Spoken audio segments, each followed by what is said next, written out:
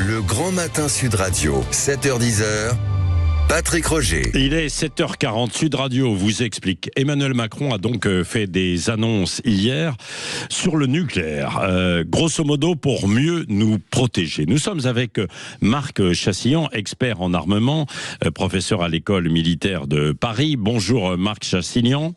Bonjour Patrick Roger. Bon, est-ce que en deux mots, hier, dans les annonces d'Emmanuel Macron, il faut comprendre qu'on a renforcé vraiment notre arsenal nucléaire ?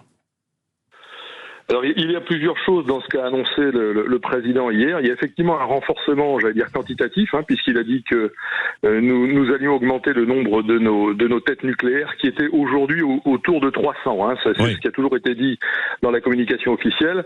Alors, jusqu'où nous allons monter, ça évidemment, c'est le secret qui sera bien gardé, puisque le président a dit qu'il n'y aurait plus de communication sur la quantité d'armes nucléaires que la France possédera à terme. Ouais. Mais on note qu'il y a un renforcement de ce côté-là. Et puis l'autre renforcement qui n'est pas nucléaire, c'est ce qu'on appelle l'épaulement conventionnel, c'est-à-dire que nous allons augmenter nos capacités de dissuasion conventionnelle, c'est-à-dire une forme de dissuasion qui n'est pas nucléaire, grâce à des systèmes d'armes qu'on appelle de frappe dans la profondeur. C'est-à-dire que nous allons développer en partenariat avec nos amis européens, en particulier les Allemands et les Britanniques, des missiles balistiques à très longue portée qui n'auront pas de tête nucléaire. Ouais. Qui auront des têtes tout à fait conventionnelles, mais dont la précision et la portée permettront d'infliger des dégâts absolument considérables sans pour autant utiliser l'arme nucléaire. Et donc c'est ce qu'on appelle l'épaulement, c'est ce qui permet de remonter le seuil nucléaire. Donc ça crédibilise notre dissuasion nucléaire. Voilà. Bon, d'accord. Ce sont ces deux aspects. Oui, c'est ça. Alors, il y a quand même quelque chose qui est important, c'est que l'on garde la maîtrise, la souveraineté. Il y avait un débat avant en disant est-ce qu'on va partager entre guillemets notre nucléaire avec nos alliés européens. En clair, est-ce que on appuiera sur le bouton ensemble et tout. Le final cut, pour reprendre une expression anglaise, reste à la France, quoi. Voilà, le bouton, c'est nous qui pouvons appuyer si nous devons appuyer. Absolument, mais de toute façon, je dirais, les experts du domaine n'imaginaient pas qu'il en aille autrement, parce que c'est toute la crédibilité de dissuasion nucléaire qui aurait été mise en jeu. Vous ne jouez pas la dissuasion nucléaire au sein d'un club d'amis, n'est-ce pas, où chacun donne son avis. Ça n'existe pas. Votre dissuasion nucléaire, elle s'écroule complètement. Le simple fait de dire que on va partager, demander l'avis ou je ne sais quoi sur l'emploi de l'arme nucléaire fait qu'il vaut mieux ne pas en avoir, ça coûte moins cher, parce que votre crédibilité est complètement ruinée.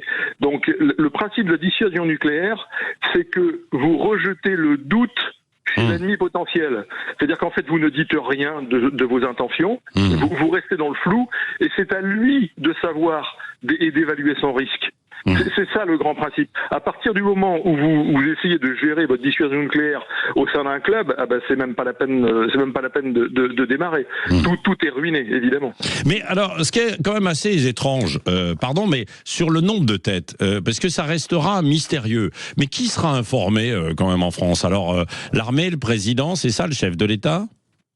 Oui, vous avez au sein de l'appareil, je dirais nucléaire français, les hautes autorités politiques, évidemment, l'état-major, et puis les gens qui les fabriquent, puisque je vous rappelle que ce qu'on appelle le donc ça se saura, Marc Chassillon, ça se saura à un moment ou à un autre, non, ça ne se saura pas. Non, bien sûr que ça ne se saura pas. Ah non, ça c'est clair.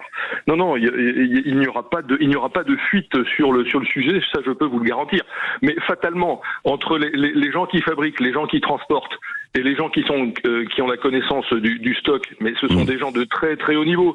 C'est l'état-major des armées, ce sont des généraux, et c'est le pouvoir politique. Et au sein du pouvoir politique, je peux vous dire que le ministre de l'Agriculture ne le saura pas. En fait, il y aura le Premier ministre, le président et le ministre de la Défense, et c'est tout. Voilà. En conclusion, il a dit 3/4 d'heure hier, 40 minutes très précisément de discours. Le président Emmanuel Macron a posé une perspective de long terme. Il a dit le demi-siècle qui vient sera un âge d'armes nucléaires. Ça l'était déjà un petit peu les 50 dernières années, non, Marc Chassillon, vous qui êtes expert ?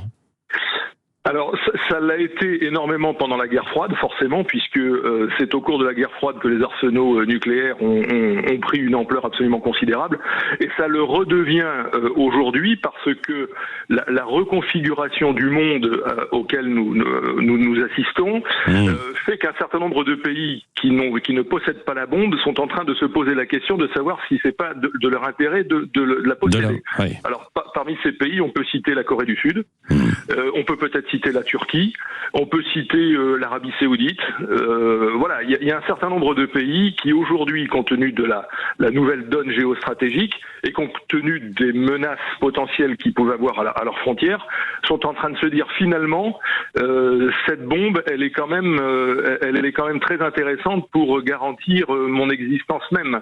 Voilà. Et c'est en ça, je pense, que le président a dit que nous allons assister dans les 50 prochaines années à une ère nucléaire. Alors non seulement parce que les arsenaux vont augmenter, la preuve la France le fait, la Chine est en train de le faire, mais c'est que d'autres pays pourraient accéder à l'arme. Je pense que c'est ça l'idée du message. Oui, merci beaucoup Marc Chassignan, expert en armement, professeur à l'école militaire, pour toutes ces explications très très claires ce matin sur Sud Radio.